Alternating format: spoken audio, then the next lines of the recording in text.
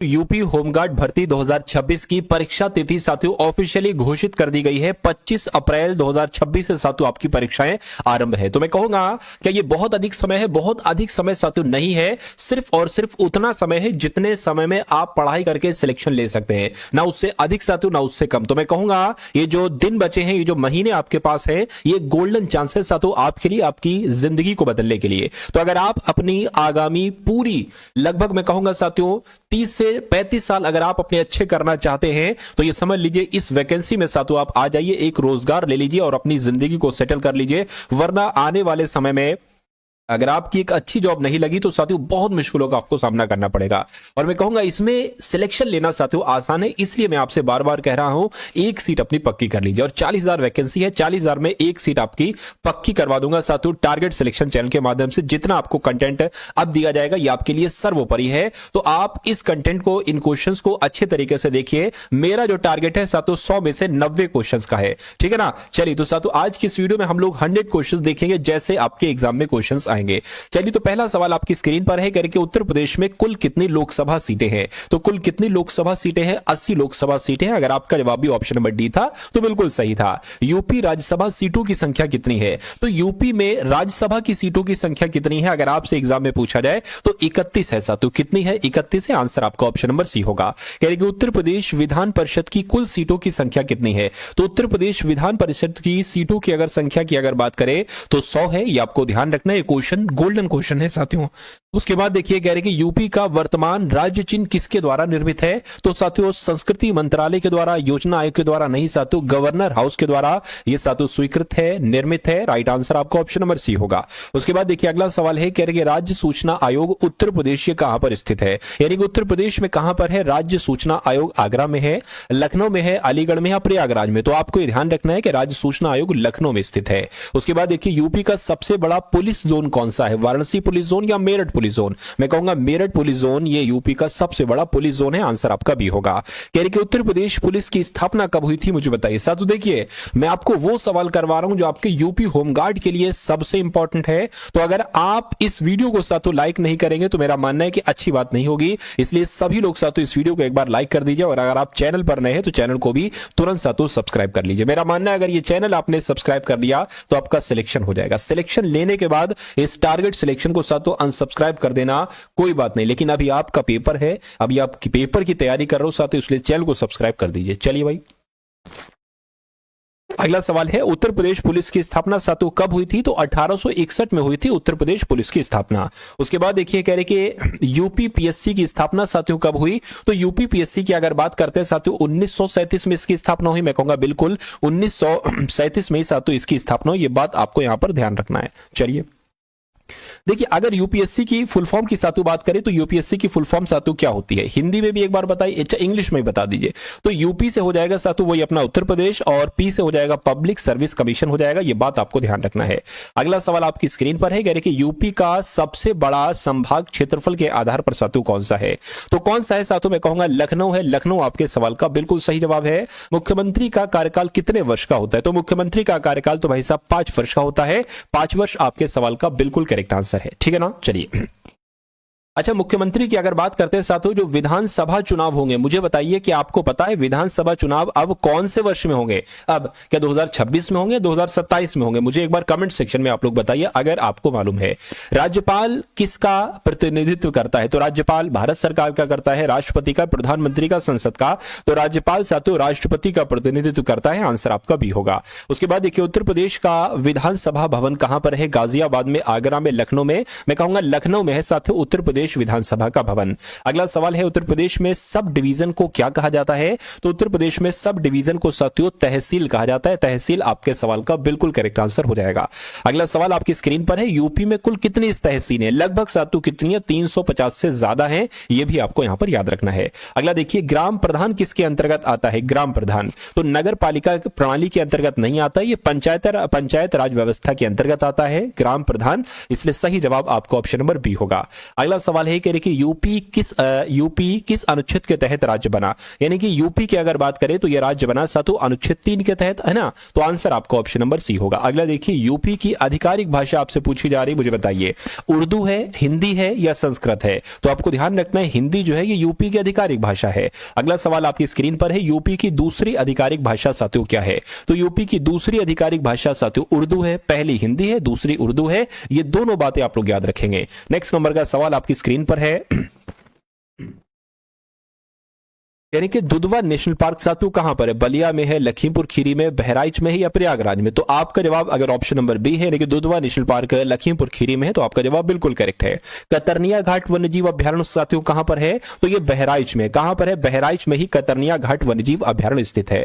Pilibhit tiger reserve साथियों किसके लिए प्रसिद्ध है, मुझे बताइए। तो पीलीभीत टाइगर रिजर्व की अगर बात करें तो ये बाघों की अधिकता के लिए जाना जाता है। यहां पर बाघ बहुत सारे हैं पीलीभीत टाइगर रिजर्व में, इसलिए ये जाना जाता है। अगला देखिए, चंद्रप्रभा वन्यजीव अभ्यारण्य साथियों कहां पर स्थित है। तो देखिए, चा से चंद्रप्रभा और चा से चंदौली, यानी कि चंद्रप्रभा वन्यजीव अभ्यारण्य कहां पर स्थित है, तो चंदौली में स्थित है। नेक्स्ट नंबर का सवाल आपकी स्क्रीन पर है, आपसे कहने के हस्तिनापुर अभ्यारण्य किस जनपद में है, मुझे बताइए। आगरा में नहीं है साथियों, मेरठ में है। हस्तिनापुर अभ्यारण्य कहां पर है साथियों, मेरठ में है। राइट आंसर आपका ऑप्शन नंबर बी होगा। उसके बाद देखिए अगला सवाल आपकी स्क्रीन पर है, कह रहे कि उत्तर प्रदेश का सबसे बड़ा रेलवे स्टेशन कौन सा है, मुझे बताइए।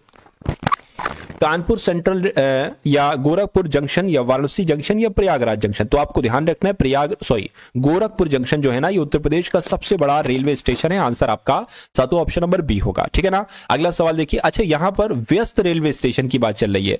पहले यूपी का सबसे बड़ा रेलवे स्टेशन तो गोरखपुर जंक्शन, अब यूपी का सबसे व्यस्त रेलवे स्टेशन तो कानपुर सेंट्रल रेलवे स्टेशन। आप लोग याद रखेंगे, परीक्षा में सातों आपसे पूछा जा सकता है। नेक्स्ट नंबर का सातों सवाल आपकी स्क्रीन पर है, इस सवाल को देखिए और बताइए आपका जवाब क्या हो सकता है। आपसे कहा जा रहा है उत्तर प्रदेश का पहला हवाई अड्डा कहां पर स्थापित हुआ था। तो ये कहां पर स्थापित हुआ था, मैं कहूंगा ये प्रयागराज में स्थापित हुआ था। सही जवाब आपका ऑप्शन नंबर डी होगा। चलिए, यानी कि जेवर इंटरनेशनल एयरपोर्ट ये किस जिले में बन रहा है, मुझे बताइए। तो ये किस जिले में साथियों बना है, अगर बात करते हैं तो ये गौतम बुद्ध नगर में बना है। गौतम बुद्ध नगर आपके सवाल का बिल्कुल करेक्ट आंसर है। उत्तर प्रदेश की सबसे लंबी सड़क साथियों कौन सी है, बताइए। तो उत्तर प्रदेश की सबसे लंबी सड़क मैं कहूंगा पूर्वांचल एक्सप्रेसवे है। सही जवाब अगर आपका ऑप्शन नंबर बी है तो बिल्कुल करेक्ट है। अगला सवाल है आपकी स्क्रीन पर, देखिए और बताइए इस सवाल का जवाब आपका क्या हो सकता है। कह रहे कि भारत में साइबर अपराध से निपटने के लिए मुख्य कानून कौन सा है, इसमें से मुझे बताइए। क्या भारतीय न्याय संहिता है या सूचना प्रौद्योगिकी अधिनियम 2000 है। देखिए, साइबर अपराध से निपटने के लिए सूचना प्रौद्योगिकी अधिनियम 2000 है। आंसर आपका जो जाएगा वो ऑप्शन नंबर बी के साथ जाएगा। उसके बाद देखिए, साइबर आतंकवाद यानी कि साइबर टेररिज्म के लिए आईटी एक्ट की किस धारा के तहत सजा का प्रावधान है। तो मैं कहूंगा धारा 66F के तहत साथियों सजा का प्रावधान है। राइट आंसर आपका ऑप्शन नंबर डी होगा। उसके बाद देखिए, जूस जैकिंग साइबर हमला किस माध्यम से होता है। तो पता साथियों ये पब्लिक वाईफाई के माध्यम से, पब्लिक यूएसबी चार्जिंग पोर्ट के माध्यम से। मैं कहूंगा बिल्कुल इस सवाल का जवाब आपका जो जाएगा वो ऑप्शन नंबर बी के साथ जाएगा। विश्व मानव अधिकार दिवस साथियों यानी कि ह्यूमन राइट्स डे ये कब मनाया जाता है, हर साल ये मनाया जाता है 1 दिसंबर, 5 जून, 10 दिसंबर। आपको ध्यान रखना है 10 दिसंबर को साथियों विश्व मानव अधिकार दिवस मनाया जाता है। उसके बाद देखिए अगला सवाल, साइबर अपराध में फिशिंग का क्या अर्थ होता है। साइबर अपराध में फिशिंग का अर्थ क्या, कंप्यूटर वायरस बनाना होता है, धोखे से निजी जानकारी प्राप्त करना होता है। बिल्कुल सही साथियों, धोखे से निजी जानकारी को प्राप्त करना ही कहलाया जाता है साथियों फिशिंग, इस साइबर अपराध में होता है। ये आपको साथियों मालूम होना चाहिए। अगला सवाल आपकी स्क्रीन पर है, करके संचार साथी पोर्टल का मुख्य उद्देश्य क्या होता है। ऑनलाइन पढ़ाई करना, खोए हुए मोबाइल को ट्रैक व ब्लॉक करना, बिजली बिल भरना, ट्रेन टिकट को बुक करना। तो मैं कह सकता हूं संचार साथी पोर्टल का मुख्य उद्देश्य खोए हुए मोबाइल को ट्रैक करना और ब्लॉक करना होता है, इसलिए सही जवाब आपका ऑप्शन नंबर बी होगा। अंतर्राष्ट्रीय योग दिवस साथियों कब मनाया जाता है। मैं कह सकता हूं अंतर्राष्ट्रीय योग दिवस साथियों 21 जून को मनाया जाता है। कब मनाया जाता है, 21 जून को अंतर्राष्ट्रीय योग दिवस मनाया जाता है। आपको साथियों ध्यान रखना है। उसके बाद देखिए अगला सवाल, यानी कि साथियों रैनसमवेयर का अर्थ क्या होता है, एंटीवायरस सॉफ्टवेयर या डेटा लॉक कर फिरौती मांगना या कंप्यूटर तेज करना या फ्री सॉफ्टवेयर। आपको ध्यान रखना है रैनसमवेयर का मतलब होता है डेटा लॉक करके फिरौती मांगना। आंसर आपका ऑप्शन नंबर बी होगा। ये सारे सवाल आपको एग्जाम में देखने को मिलेंगे, इसलिए आप इन क्वेश्चंस को सीरियसली लीजिए और बहुत अच्छे तरीके से लीजिए, क्योंकि आपके एग्जाम में इसी टाइप के ही क्वेश्चन साथियों 100 आएंगे पूरे, और 100 में से अगर आप 90 करना चाहते हैं तो ज्वाइन कर लीजिए साथियों टारगेट सिलेक्शन को। और जो मैं कहूं वो क्योंकि आप साथियों शुरू से जुड़े हैं। अगर आप शुरू से जुड़े हैं और अंत तक आप चलते हैं तो मेरा मानना है कोई आपका बाल बांका नहीं कर सकता। एग्जाम हॉल में साथियों कोई आपको हरा नहीं सकता, आपको जीत मिलेगी, इतना मैं साथियों दावे के साथ कह सकता हूं। लेकिन आपको बहुत ईमानदारी के साथ साथियों पढ़ाई करते जाना है। अगला देखिए, यूनाइटेड नेशन यानी कि संयुक्त राष्ट्र दिवस साथियों कब मनाया जाता है, आपसे पूछा जा रहा है। तो ये तो 24 अक्टूबर को साथियों मनाया जाता है। अगला सवाल आपकी स्क्रीन पर है, कहा जा रहा है कि आईटी एक्ट 2000 में बड़ा संशोधन किस वर्ष हुआ था? 2005 में, 2009 में, 2012 में, 2008 में हुआ था साथियों संशोधन। 2000 आईटी एक्ट 2000 में बड़ा संशोधन सन 2000 में हुआ था, 2008 में हुआ था। उसके बाद देखिए, इंटरनेट पर किसी को बार बार परेशान करना या डराने को, इसको साथियों क्या कहा जाता है? साइबर स्टॉकिंग कहते हैं, स्पैमिंग कहते हैं, फिशिंग कहते हैं, हैकिंग कहते हैं। फिशिंग तो मैंने अभी आपको बताया था किसे कहते हैं। साइबर स्टॉकिंग भी आप लोग याद रखेंगे, साइबर स्टॉकिंग कहा जाता है इसको, इंटरनेट पर अगर कोई किसी को परेशान कर रहा है बार बार या उसको डरा रहा है। उसके बाद देखिए, विश्व पर्यावरण दिवस साथियों कब मनाया जाता है? तो मैं कहूंगा ये 5 जून को मनाया जाता है, विश्व पर्यावरण दिवस। कंप्यूटर में फायरवॉल का उपयोग किस लिए किया जाता है, बताइए?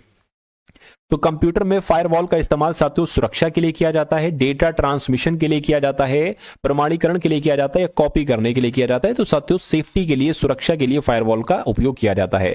उसके बाद देखिए, भारत का साइबर स्वच्छता केंद्र किससे संबंधित है? तो भारत का साइबर स्वच्छता केंद्र मैं कहूंगा शहरों की सफाई से संबंधित है, नहीं बॉटनेट क्लीनिंग व मेलवेयर विश्लेषण से संबंधित है, या नदियों की सफाई से, या डिजिटल साक्षरता से? मैं ये कहूंगा कि बॉटनेट क्लीनिंग व मेलवेयर विश्लेषण से संबंधित है भारत का साइबर स्वच्छता केंद्र।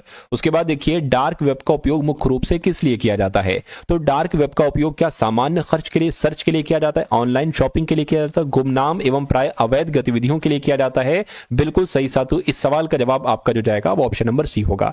उसके बाद देखिए, कह रहे कि विश्व स्वास्थ्य दिवस साथियों कब मनाया जाता है? तो विश्व स्वास्थ्य दिवस कब मनाया जाता है? 7 अप्रैल को मनाया जाता है विश्व स्वास्थ्य दिवस। उसके बाद देखिए, साइबर अपराध हेल्पलाइन नंबर क्या है? तो आपको मालूम होना चाहिए, साइबर अपराध हेल्पलाइन नंबर साथियों आपको मालूम होना चाहिए क्या है? 1930 है। क्या है साथियों? 1930 है। 1930 आपके सवाल का बिल्कुल सही जवाब हो जाएगा। ऐसा मैलिशियस प्रोग्राम जो खुद को दोहराता नहीं पर सिस्टम में प्रवेश का रास्ता बनाता है। तो किसकी बात चल रही है? ट्रोजन हॉर्स की बात चल रही है। ट्रोजन हॉर्स आपके इस क्वेश्चन का सही जवाब है। उसके बाद देखिए, अंतर्राष्ट्रीय महिला दिवस साथियों कब मनाया जाता है? तो आपको यहां पर याद रखना है 8 मार्च को मनाया जाता है अंतर्राष्ट्रीय महिला दिवस। अगला सवाल आपकी स्क्रीन पर है साथियों। सबसे पहले अभी ये क्वेश्चंस आपके सामने गुजर रहे, लगभग 60 सवाल हम लोग देखेंगे ये वाले। उसके बाद देखेंगे साथियों कुछ सवाल हम लोग करंट अफेयर के जो आपके लिए मोस्ट इंपॉर्टेंट है ना। चलिए, तो इन क्वेश्चंस को देख लीजिए। पब्लिक वाईफाई का उपयोग करते समय सबसे बड़ा खतरा क्या होता है? तो सबसे बड़ा खतरा धीमा इंटरनेट तो नहीं, इसको हम लोग कह सकते हैं कि खतरा है ये। डेटा चोरी हो जाना, बैटरी खत्म हो जाना, ये भी कोई बड़ा खतरा नहीं। डिवाइस गर्म हो जाना, इसमें भी कोई दिक्कत नहीं अगर हो जाए।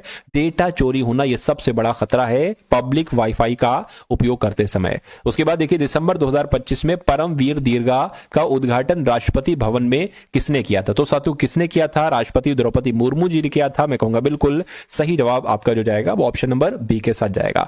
उसके बाद देखिए, अगला सवाल कह रहे कि अंतर्राष्ट्रीय सूरज कुंड मेला 2025 के लिए थीम स्टेट कौन सा राज्य है? तो पता साथियों कौन सा राज्य है? मैं कहूंगा मध्य प्रदेश है। मध्य प्रदेश आपके इस क्वेश्चन का बिल्कुल सही जवाब है। अगला देखिए, उत्तर प्रदेश के किस शहर में नौसेना शौर्य संग्रहालय बनाया जा रहा है? तो कहां पर बनाया जा रहा है? उत्तर प्रदेश की राजधानी लखनऊ में बनाया जा रहा है नौसेना शौर्य संग्रहालय। अगला सवाल आपकी स्क्रीन पर, शूटिंग वर्ल्ड चैंपियनशिप 2025 में भारत पदक तालिका में किस स्थान पर रहा है? पहले स्थान पर, दूसरे स्थान पर, तीसरे स्थान पर, या चौथे स्थान पर? तो आपको ध्यान रखना है कि शूटिंग वर्ल्ड चैंपियनशिप 2025 में भारत पदक तालिका में तीसरे नंबर पर रहा है। उत्तर प्रदेश के किस जिले का नाम बदलकर कबीरधाम करने की घोषणा कर दी गई है? तो ये बहुत इंपॉर्टेंट क्वेश्चन है साथियों। एक शहर है मुस्तफाबाद, इसका नाम है, और इसका नाम साथियों कबीरधाम करने की घोषणा की जा चुकी है। उसके बाद देखिए, भारत सरकार ने हाल फिलहाल में किस बैंक में 3% हिस्सेदारी बेचने की घोषणा की है? तो किसकी बात चल रही है साथियों? इंडियन ओवरसीज बैंक की बात चल रही है। ये आपके इस क्वेश्चन का बिल्कुल सही जवाब हो जाएगा। अगला देखिए, अयोध्या दीपोत्सव 2025 में कितने दिए जलाकर नया विश्व रिकॉर्ड बनाया गया है? तो अगर बात करते हैं साथियों, यहां पर अगर बात करें तो 25 लाख जो होगा वो आपके इस क्वेश्चन का बिल्कुल सही और सटीक जवाब साथियों हो जाएगा। ठीक है ना। चलिए, अगला सवाल आपकी स्क्रीन पर है, कह रहे वन स्टेट वन आरआरबी सिद्धांत किस मंत्रालय द्वारा लागू किया जा रहा है? तो यह साथियों वित्त मंत्रालय द्वारा लागू किया जा रहा है। राइट आंसर आपका ऑप्शन नंबर सी होगा। उसके बाद देखिए अगला सवाल है, कह रही कि वर्तमान समय पर यानी कि दिसंबर 2025 की अगर बात करें तो उत्तर प्रदेश के डीजीपी कौन है। तो वर्तमान समय के डीजीपी कौन है, मैं कहूंगा राजीव कृष्ण। ये नाम आप लोग याद रखेंगे, परीक्षा में आपसे पूछा जाएगा कि उत्तर प्रदेश के डीजीपी कौन है, तो राजीव कृष्ण जी हैं। अगला सवाल देखिए, भारत रूस शिखर सम्मेलन 2025 में आर्थिक सहयोग का रोड मैप कब तक के लिए अपनाया गया। तो सर तो ये 2030 तक के लिए अपनाया गया है। सही जवाब आपका जो जाएगा वो ऑप्शन